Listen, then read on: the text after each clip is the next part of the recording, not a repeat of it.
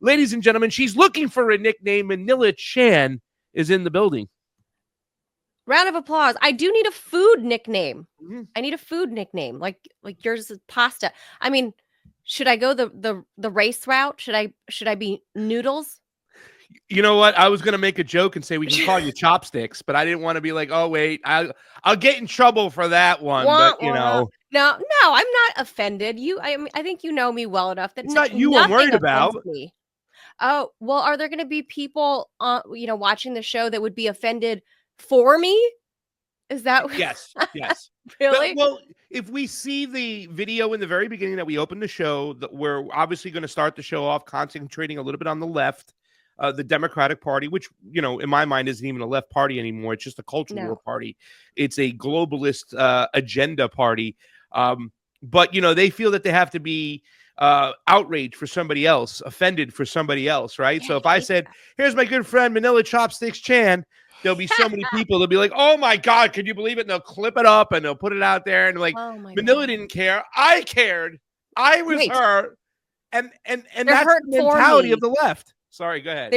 They're hurt for me. They're offended for me. They're sticking up for me because you're right. It's the culture war thing that they've taken the mantle of, and it's almost like they take away my agency or other minorities, right? They take away the agency of XYZ group or person to be offended for XYZ group. And like for me, I literally do not care. I'm like the last person to be offended by anybody calling me any name. I mean, I've been called, I think, every name in the book. I've been in media a long time. So I'm sure I've been called everything in the book. And I just don't care. So if you want to call me, we can call me Chopstick. I was going to go with Noodle because you're pasta. And we're debating about, your people stealing my people's noodles. So. Yeah. Well, like I said, we didn't steal them. All right. Listen, it was a trade. It was a fair trade. Exchange. Thieves steal, geniuses borrow. And we saw what the Asian people were doing as far as their noodles were concerned. It was pretty much like the canvas for what you want to paint. And that's how I look at pasta all the time, right? Okay, we can get a little bit creative with our canvas boards, but for the most part, the pasta is there just to be put on. It's the canvas to paint and to create whatever sauce I'm making. That's why in my culture, the sauce is more important than the pasta making, even though pasta making is the extra step. It's the extra key. I'm sure it is in Chinese or Asian. No, Chinese descent, right? I mean, I'm Lao and Chinese. Okay. But look, the quality of the noodle matters. You should know this, pasta. You came from the restaurant industry. You've been to places where they just, let's say an Italian restaurant. I mean, you go to, I don't know, I don't even really go out. Macaroni Grill, right?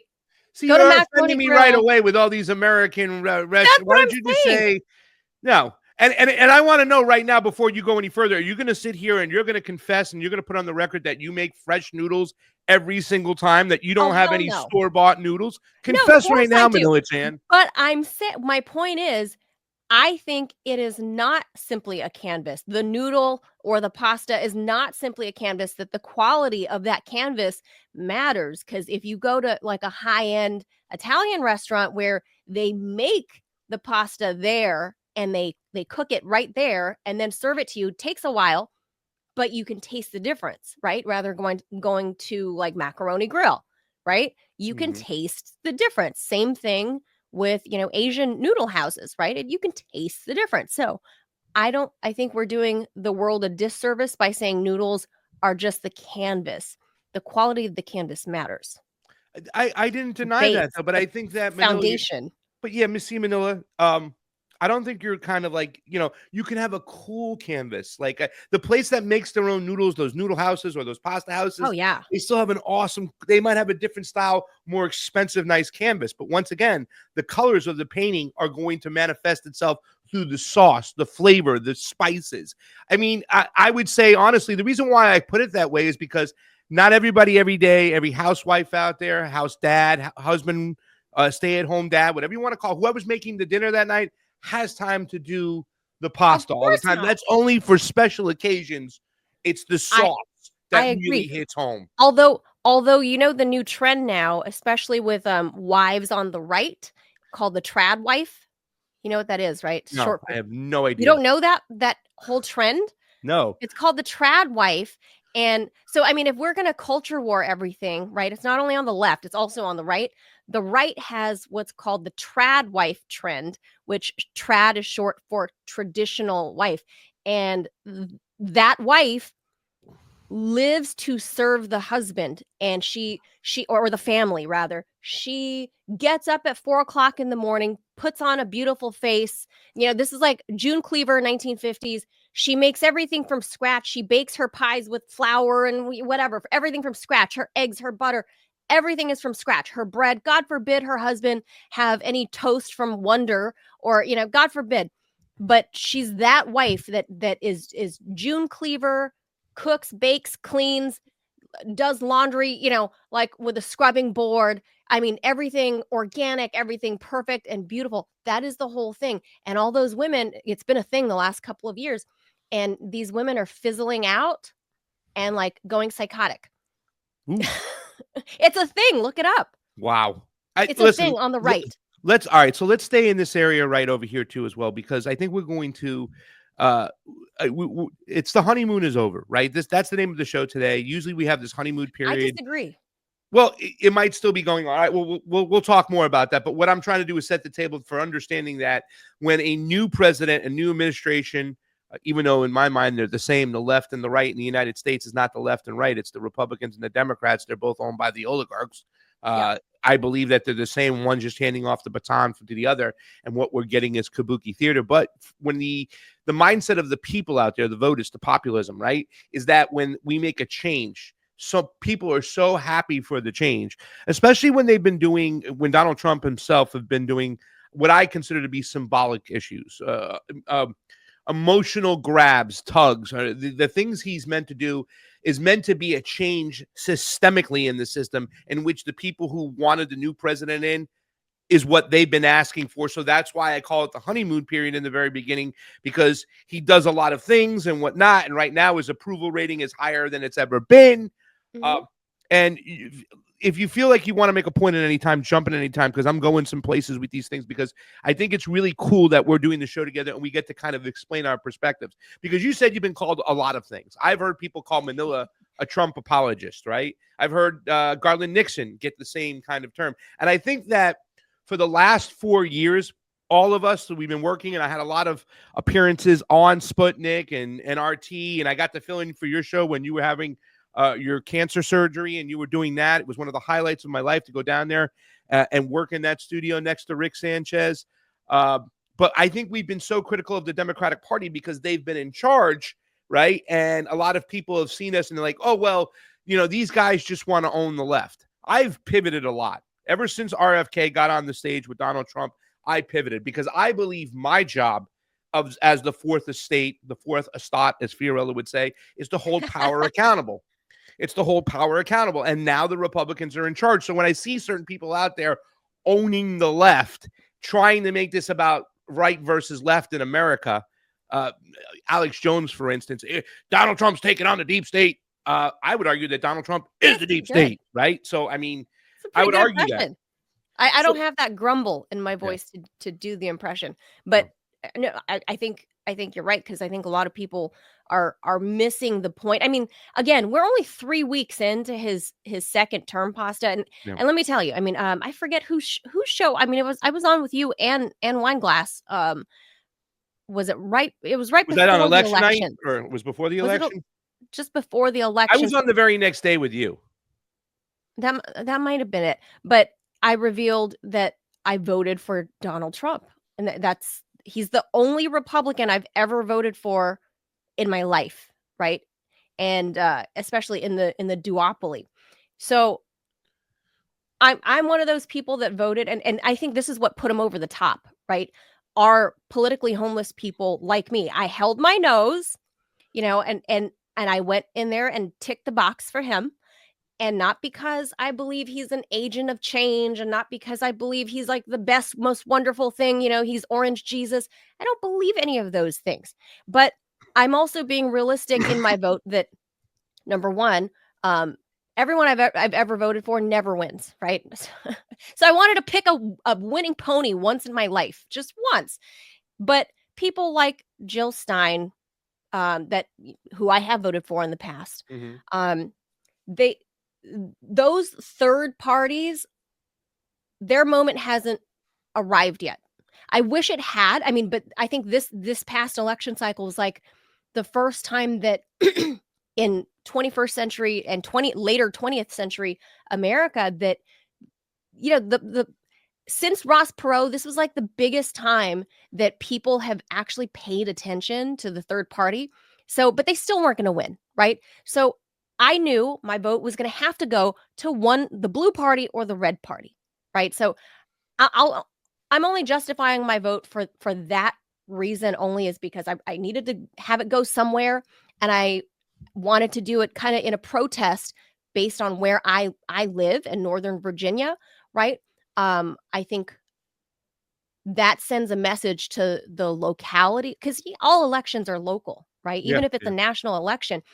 For me, I wanted to send a message to the local governing parties here, for them to see that somebody that traditionally doesn't vote that way, because they could see your voting, you know, your trends, right? Just based on your address, if not your personal name or whatever, they can see based on your address of the way you voted. They're going to see that other Northern Virginia suburban soccer moms have drifted away from voting traditionally Democrat, because we were all sick of this culture war stuff. Okay. It's a bridge too far, I think, for the normies. I'm pretty normie, but I think you've described me pretty well, where you've said that I'm kind of politically homeless, but kind of libertarian, but also more just anti-establishment, anti-imperial in general. Yeah. Right? There is no candidate that's like that. That's exactly like that. Yeah. Right? I'm not going to get Ron Paul back up there again, right? His time has passed. You know, he's like 100 years old. Almost. He's literally almost 100 years old. You just seen him recently, so be careful. I did. I did. I love Ron Paul. He's such a sweet, nice old man. The Ron Paul revolution. Don't ever forget it, right? Sharp as a tack, but we're not going to have another Ron Paul, right? We're not there yet. But in this cycle, I think we've really raised awareness of third, fourth, fifth, sixth parties. And I think we're finally seeing this duopoly being not shattered, but at least the window is broken, right? Yeah. People realize, oh, there's other choices. So I think that's a move in the right direction, just by a little bit of a political shakeup based on your locality. For me, that was what my vote stood to do. Ultimately, my county went to Harris anyway, so it didn't matter. Yeah. But they were going to notice my vote. So that was why my vote went that way. But I personally don't think the honeymoon is over for Trump. I think we're 3 weeks in. I think the first 100 days, I think everybody gets 100 days. I like those long honeymoons. Everybody gets every new POTUS. The first like month, 100 days. That's it. I give them the first month. That's it. 1 month. Remember how long people were like in love with Joe Biden because they were so relieved that he wasn't Donald Trump? That went on for synthetic. a while. That was synthetic, though. The majority of the people, I think there was a lot of people who, I said on election night, right? I went on WBAI after in New York. And I said, listen, I didn't want Donald Trump to win, but I wanted the Democrats to lose. And that's almost like what it sounds like your vote is, right? Well, I ended up voting for the Libertarian, Chase Oliver, because I felt that the Libertarian Party, through a fair primary process, I thought that was absent of the Green Party. Listen, I covered the free and equal debates where Chase Oliver and Jill Stein shared the stage with this other nut job. I forgot his name. It was some just pro-life guy and was trying to bring pro-life into everything. And, and obviously the same talking points. But for me, I think the vote was, no matter what, it couldn't be for a Zionist. I think that's the biggest issue we have facing right now. We have an ethnic cleansing and a genocide going on with American weapons. And it feels like what was going to happen. And this is why I got mad at a lot of the libertarians. You're a conscience voter.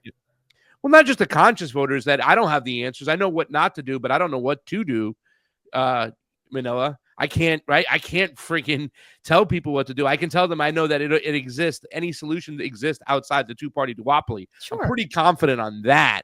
But I'm always a conscience voter, but conscience candidates always lose. So I knew, for this one time, I needed to make a different kind of a statement locally. And because look, I mean, you and I both knew Chase didn't stand a chance in hell. Dr. Stein didn't stand a chance in hell. None of the other, it was going to be one of the two were going to win, Harris or Trump, one of those two. Yeah. And so, you got to. Well, I wouldn't say win somewhere. I'd say one of those two would be anointed, right? Because the system itself, and we can break into that system. But let me ask you this one question. And Jamie, put this question up for a banner here so we can clip this up. And Manila could have her own little segment. Do you consider Trump to be the lesser of two evils? Ooh. Let me ask it again. You ready? Do you consider Donald J. Trump, when it comes to comparing him to either Joe Biden, Kamala Harris, do you consider Donald Trump to be the lesser of two evils? Oof. Of those two, specifically, if it's Donald Trump versus whoever would or was on the 2024 ticket, right? Specific to that, right? Mm-hmm. Harris / Biden. I would say he is the lesser of the evils versus Biden or Harris. And I'll tell you why. I'll defend my reasoning. I think we're starting to see it play out now with the last 24 hours where Trump has revealed and Putin has confirmed that they had a 90-minute bromance phone call, that they both want to move in the direction of a bilateral meeting to open dialogue about how to bring the Ukraine war to an end. Of course, I have a deep personal vested interest in wanting to see peace between the countries, not only, the humanitarian stuff first and foremost. Yes. All those good things, all those feel good things. Of course, I'm a person. I hate seeing people dying and suffering in the streets, being bombed and wherever they are. Of course, yes, that's the baseline. But I have a personal vested interest, obviously, for wanting détente between the U.S. and Russia, because this is not really about Ukraine, right? This is Ukraine's not the decision maker, or as W. Bush would have said, the decider. Ukraine's not the decider. It is the U.S. and Russia. We heard from the other side, from the Democratic side, both from Harris and from Biden. They signaled there was no signals of wanting to wind this thing down. There were in fact, it was just the opposite. They were signaling that they wanted to continue the war and ramp up the clip in which people were dying. They wanted to send more weapons, more money, more everything, more. They wanted to get the allies to send more aid, more war, more weapons, more. They wanted more death. There was nobody on that side of the ticket that was talking about peace. There was nobody on that side that was saying, we're going to stop Bibi from killing everybody in Gaza, right? They wouldn't use the word genocide. Right? So wait a second. Wait. If you're trying to make the argument, I have to disagree that there's nobody on that side. And once again, I think it's a little bit late. But when it comes to Israel, we know there is nobody on the populist right, on Donald Trump side. Wait. It's kind of it's flip flop, right? But you asked me specific to Biden and Harris. Yes, yeah.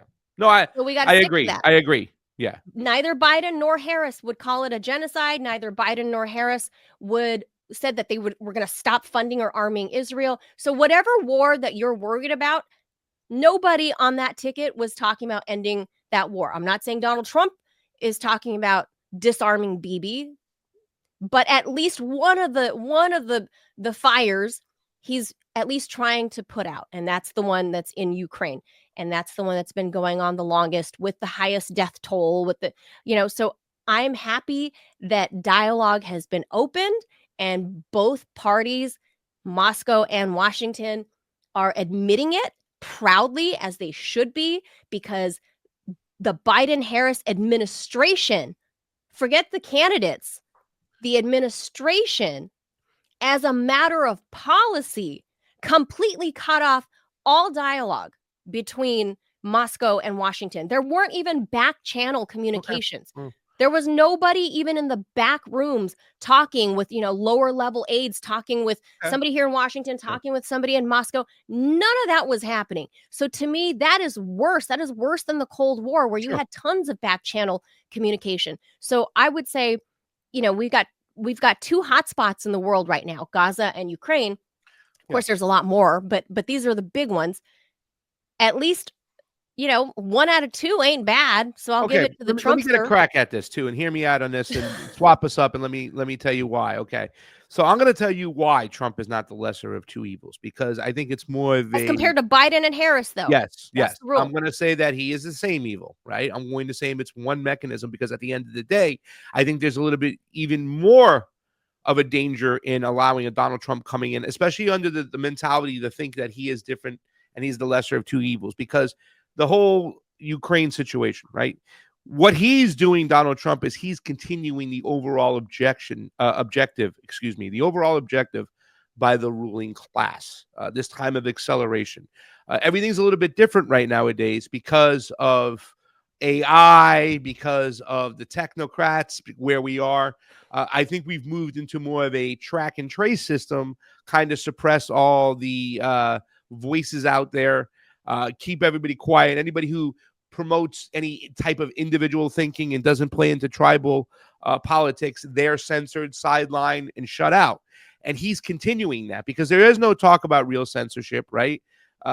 What's going on anymore. There's no talk about having an open source system where YouTube has to show what they're doing. They're getting protection from the government. I mean, it's like we're moving on, and a lot of the issues that he had once raised are forgotten. As far as Ukraine is going, the thing that bothers me more than anything is, yes, you're right. Absolutely.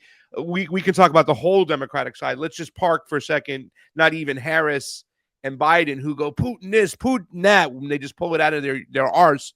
The whole Democratic Party has that same mentality. And for me, that's one of the most biggest issues, is that the other side with nuclear bombs that we're messing with on their border we need to change that behavior right away, because a nuclear holocaust, right? And we're all done. We can blow up the planet almost 100 times with all the nuclear weapons we have. Literally, that's how much destruction we can cause.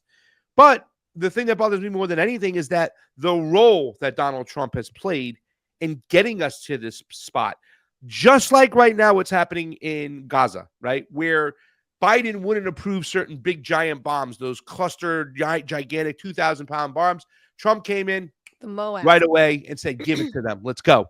$7 billion, $1 billion in one tranche they're sending over in weapons right away. And he's been more thuggish and awful. And even the nefariousness of the ceasefire, in which the other day when he comes out, we should take over Gaza. Well, that completely blows up your ceasefire in the second phase, right? You're breaking the ceasefire now, Donald Trump, because you said, and you were taking credit for it, even though it was during the Biden administration, he was acting like it was Donald Trump putting Netanyahu on a leash. Well, you said that they're going to start to pull out Israel, and then the Palestinians were going to start taking back those territories. Now you're saying the complete opposite. So the ceasefire that you bragged about and that you took credit for, you're now walking away from it. Donald Trump played a part in Ukraine. He gave weapons to the Kiev regime that Barack Obama wouldn't even give him. I mean, and also let's not forget about the spyware, right? And when I talk about Donald Trump is here to advance the fourth industrial revolution, he's the usher in the technocrats, because if it was Joe Biden or Kamala Harris on that stage on day 2 of the presidency, and either one of those Democrats had Larry Ellison up there from Oracle and Sam Altman from ChatGPT AI, and had these guys talking about, we're going to usher in the fourth industrial revolution of AI coming right now, the Republicans, any Republican that does a show, any Republican or populist right, any libertarian, they would have lost their minds, Manila. So the problem is, the reason why he's not the lesser of the two evils, and what we have to acknowledge what Donald Trump really is he's the continuation of the oligarchs with just a different face. It is WWE wrestling right here. And more than anything, just like you, right? Like you had a show, you were on Sputnik, you were the co-host of Rick Sanchez show. I mean, even myself, I was like a Mark Sloboda. I would come on this show, that show. I do stuff with Ted Rawl. I do stuff with Jamal. When I was ever in town, I was in the studios. I want that back more than anything, right? And a lot of people sometimes think that Donald Trump is the quickest avenue to that. But I don't believe that. And I'll only believe it when I see it. And everything that I see in front of me tells me more than anything that Donald Trump was meant to be in there by the oligarchs. They're fooling everybody. He's not the lesser of two evil. But He's Pasta, the continuation moving forward. Go ahead. You presented to me as if this was an A or B choice. I didn't know there was a C. That's not fair. I could defend all these same other things that you have to do it like an A and B choice because you voted for him. You said so. You had to take that position. But I told you I voted for the party. I can get the C. I told you I voted for him only as a protest vote. So I'm not like a regular Trump MAGA supporter. I mean, you're a Trump apologist. That's what they call you. I'm a Trump apologist and a Putin. They call me that too, so don't feel bad. And a Putin puppet. Don't forget, that's like my moniker, right? And by the way, I don't think Elon has reversed the shadow ban on me because nothing's other than the label being taken off my name. Nothing has ever been the same for me. And then, of course, Google completely nuked my original channel. Like, I'm not even allowed to have a YouTube account. So I hear you. Believe me, when you're talking about these the henchman for Donald Trump, right? He's running around. Elon's running around. He's the hatchet man right now. Right? He's the hatchet man, of course. Yeah. I mean, so I agree with you on those fronts. The Moab thing with Israel, Donald Trump. I already knew that he wasn't going to be any better than Biden or Harris on Israel. I already knew that. I mean, you can't expect any better from that.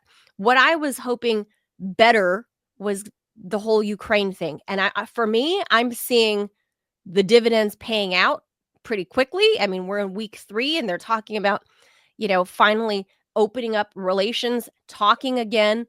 Trump today just called for, I don't know, maybe a half hour ago, is on record now saying that Russia should be able to rejoin the G7 to make it back to the G8. I think those are big moves in the right direction towards a bigger global peace. Because for me, when there's silence, when there's radio silence, there's war. That void is filled by bombs. When there's dialogue, there's peace. So you need to have dialogue. So for him to just start at least opening the lines of communication, those are steps in the right direction. With as far as what Elon is doing, I mean, I'm not a fan of Elizabeth Warren. I never really liked her or trusted her. We use nicknames on the show. Pocahontas. I never really trusted Pocahontas, right? I mean, I liked some of the things she stood for back in the day. Maybe not so much now, but the CFPB was one of her babies, and I actually think that's one of the good bureaucracies, one of the good, expansions of government. Yeah. I think that was a bad thing that they just shut that place down. I don't know if they can formally do that, how you dismantle that, if it's an act of Congress or what. But for now, they've ceased operations at the CFPB, right? Yeah. So I don't think that's a good thing. I think that we have to be very cautious, though, Manila. And I'm sorry to step on your words, but while we're right there, I think that's a very important point. I also think about USAID and them closing that down. Now, I go to Latin America a lot. I've talked about this on a lot of shows with Ted Rawl and what's our game? Steve Gilbert? Is that his name? Steve Gill. Steve Gill. We love you, Steve. 2 people I want to send a shout out to today. 3 people. Gilly. Ted Rawl and Steve Gill, of course, your partners in crime. I love them both. Tell them I said hi. And Shanda Master, we love you from Roar Media. Me and Manila were talking about you before the show. We want to send you nothing but love. Get well soon. You are an amazing human being, and I miss you. And I'd love to get back to work with you soon. Okay, really quickly, because I know we got to get you out of here, but I want to get your opinion. And I think this was a really nice little dose of what a show could be like, a call-in show. I can imagine if we had some call-ins and we had the other opinions there. It would be so friggin' awesome. Like I said, it'd be so fun. You're so down to earth. That's why I'm going to call you Manila Affogato, because you took me from gelato and I had an affogato. It's one of the best places and stuff. You're a foodie, and that's what I like about you. I love, my mom owned a restaurant, so I grew up around food. What kind of restaurant? A Lao restaurant. It's got to be Loud Manila food. Chopsticks. Is Chopsticks though? Chopsticks Chan? Chopsticks Chan? I don't That know. could work. We can call you Jackie. Think about it. No. I know that's weird, right? It's bad. Listen. Here's the important thing. We're going to do it the Italian way. He's We're going to do it the Italian way. I'll let you approve a little bit or disprove or give us your point of view, but you can't come up with your own nickname. I didn't give me my nickname. We got to give it to you, right? So we'll give it. I agree. I have this debate going on with my brother because I call his baby, my nephew, a nickname, which is his initials, CJ, his first and middle name, right? And my brother and his wife were like, we don't like him. We want you to call him his real name. And I'm like, no, I'm calling him CJ because nowhere in the course of history has anybody gotten to choose their own nickname. Yeah. So he's CJ. I got CJ for 1 year in school and when it was one of my favorite teachers, Mrs. Gleicher, Miss Helen Gleicher. I loved her to death. And she called me CJ because there was another Craig in the class and there's not many Craigs. So she was calling me CJ. So one year somebody asked me, like, hey, we don't want to call you CJ anymore. We want to call you Pasta. Is that okay? And I'm like, yeah, fine. Like, it's not my choice. It's yours. Call me whatever you want. I'm like, I'm going to lunch. Since high school? I want to play this video for you before we get you out of here because I think it's important to get your opinions on these hearings, right? Because these hearings are very interesting. And the two I'm talking about in particular are Tulsi Gabbard, who I supported. I have a channel pretty much because of Tulsi Gabbard, right? I was on the campaign trail with her in 2020, followed her in New Hampshire. I thought she was definitely the best compromise candidate. She wasn't perfect on everything, but she believed in our civil liberties. She believed in the freedom of speech. She was pro Snowden, pro Assange. She went and talked to Assad when there was so many things going on with Assad. They wanted to demonize Assad. And it's not that I have an Assad t-shirt and I want Assad to be defended, but I understand why they were demonizing Assad and what just happened also in Syria. Donald Trump also played a part too as well. We saw the oil, Manila. We took the oil, right? That was in Syria for years. They kept them poor, stole their resources, and he wants to act like he's not playing a part, but that's beside the point. These two hearings, these two people got through. But when you hear their hearings versus what they initially stood for, to me, it's a step backwards because we're not presenting to the people what we want. In other words, if Tulsi Gabbard would have went there and stood on principle for the things she supported, if RFK would have went there and stood on principle for the things he's supporting, they might not have gotten confirmed. But guess what? The eyes would have been on the Senate and people like Mark Warner and people like Elizabeth Warren and Bernie missing the opportunity to go, you know what, RFK, we disagree on a lot of things, but we want to clean the children's food in schools. And if you give us $27 a donation, we will clean the kids' food. I am not being Meshuggah here. I am being serious. I will work with you, RFK, on this. Put all our differences aside and do that because that's something that people would want. But he didn't do that. Instead, RFK came back the next day, went back at it with Bernie, and it's the circus and the theater we got. Watch this video, then give us your closing remarks on what you feel about these two people getting confirmed. You're watching The Homeless Left with Craig Pasta Jardula and my good friend Manila Chopsticks Chan. We are hanging on out, and we have a couple more minutes with her before we get to our next guest, Don DeBar. We're talking about the Trump honeymoon. Is it over? Is it still going? Well, if the honeymoon was over and they were about to get on a plane, the maitre d' or the waiter came out and says, I know you haven't had these desserts since you're a little kid. And he put down in front of Donald Trump a confirmation of RFK and Tulsi Gabbard. Let's watch this video. Thank you for following, guys. Help us on out. Hey, everyone. Craig Pasta Jardula here. And I want to remind you all that it's not what you heard, it's what you're hearing, as in confirmation hearings. Yes, the two most anticipated hearings, Tulsi Gabbard and Robert F. Kennedy Jr., have finally wrapped up. And what an absolute circus they were. I don't know who is worse, the candidates themselves or the so-called lawmakers tasked with confirming them. Let's start with the U.S. Senators.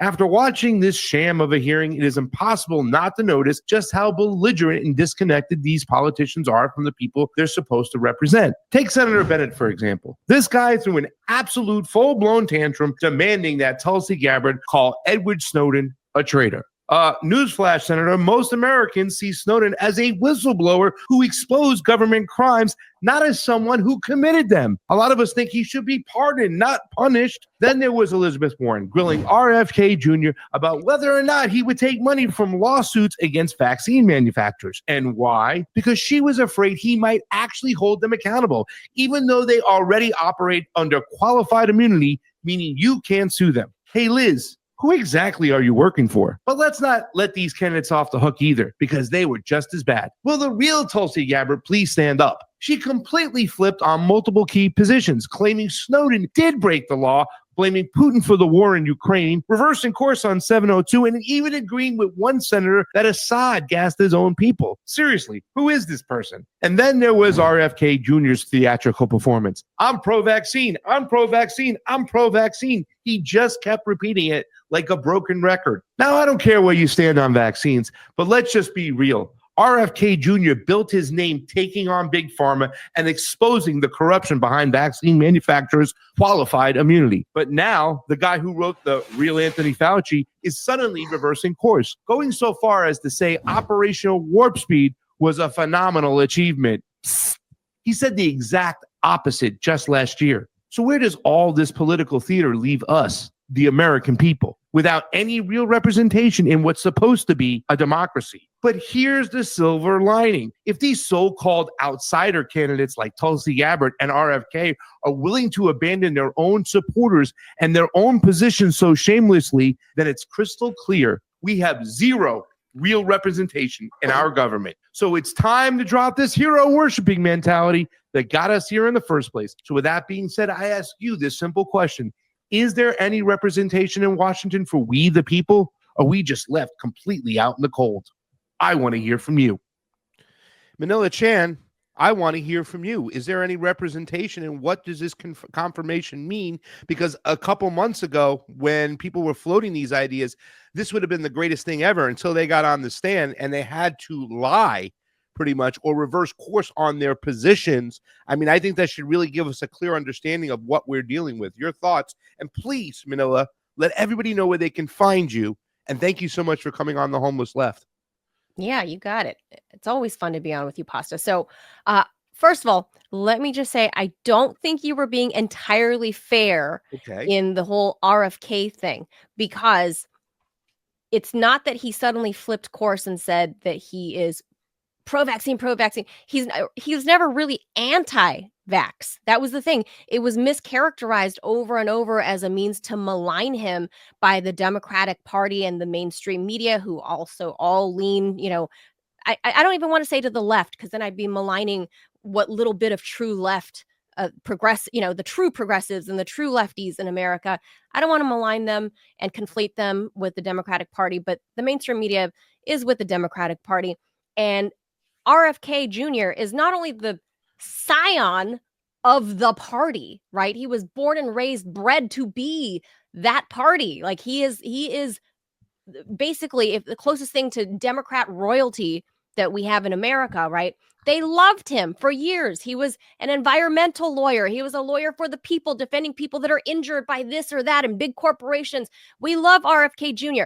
But the moment that COVID came around, or actually it started ramping up, with the whole autism thing, there was murmurings of people not liking his position, but murmurings. But in unison, when the COVID vaccines came out and he brought up the idea of thinking for yourself or having vaccine choice freedom, suddenly in unison, the media went all out blitz on him, calling him, nutty, anti-science, pseudoscience, blah, blah, blah.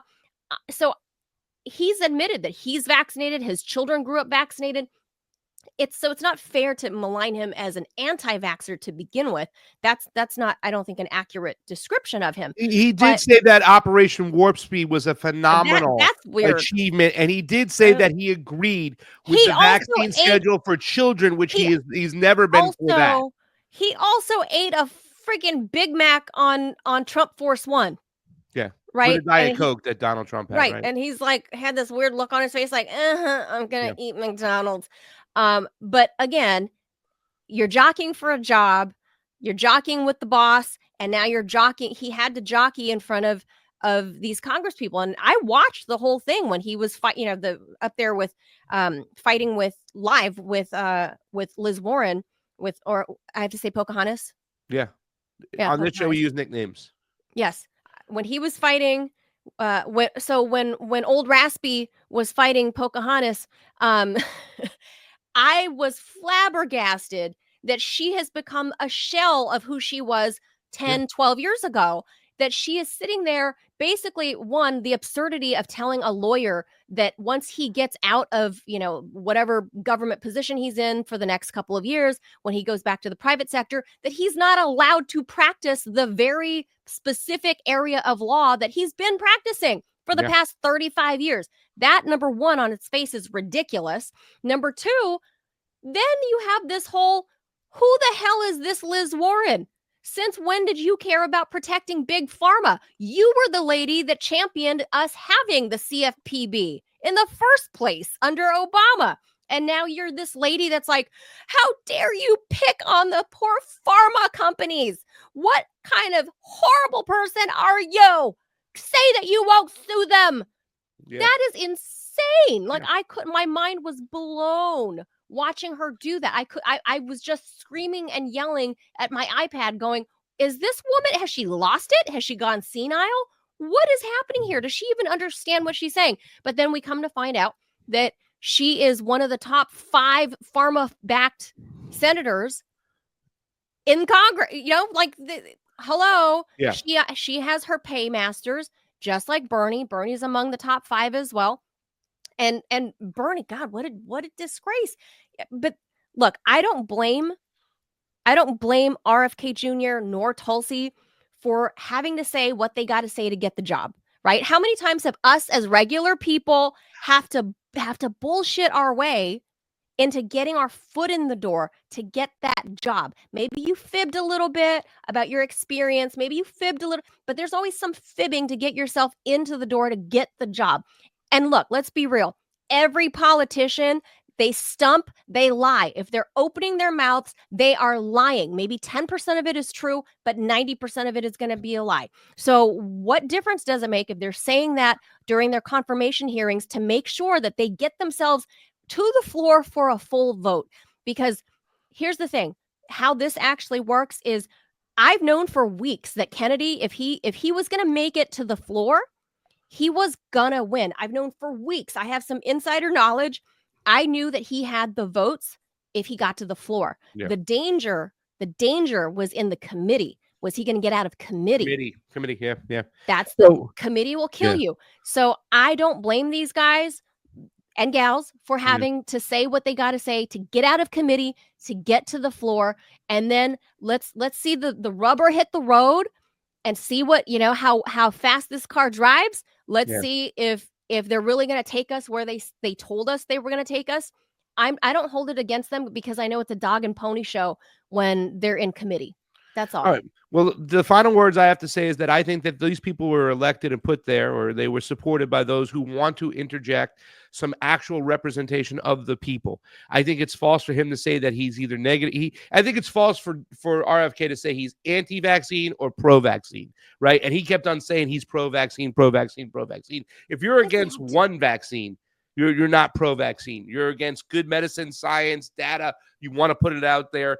That's where I thought that, really, to tell you the truth, that Bernie Sanders called him out in that moment. Are you for this onesie?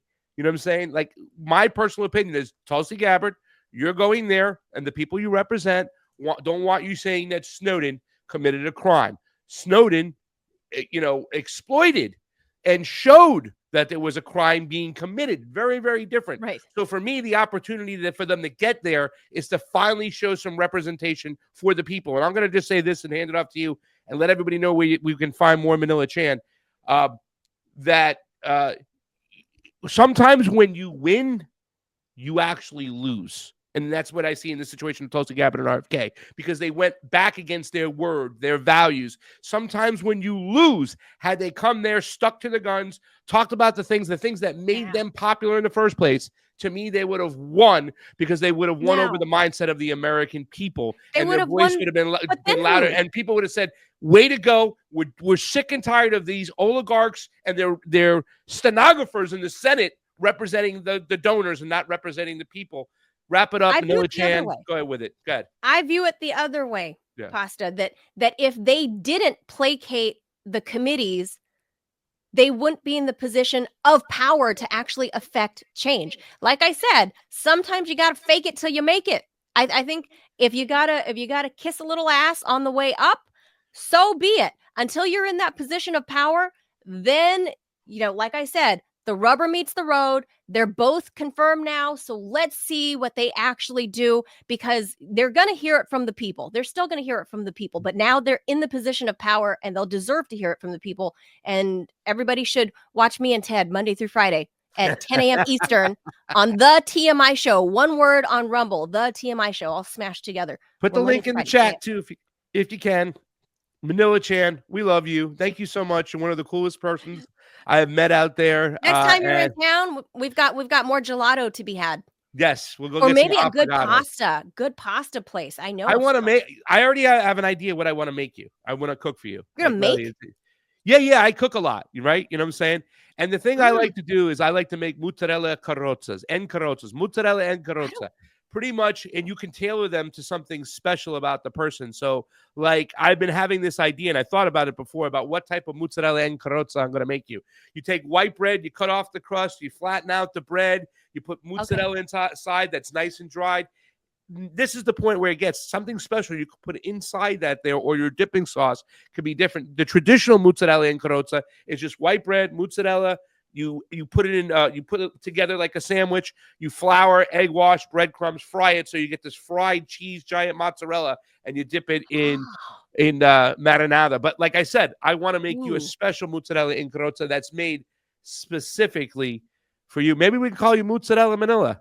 Who knows? Ooh, I do love some cheese. And we love you. Ladies and gentlemen, Manila Chan, go check her out. Thank you so much for joining the show. Good luck with everything. Say hi to Ted. Go watch her show, TMI, on Rumble. Manila Chan. Peace out.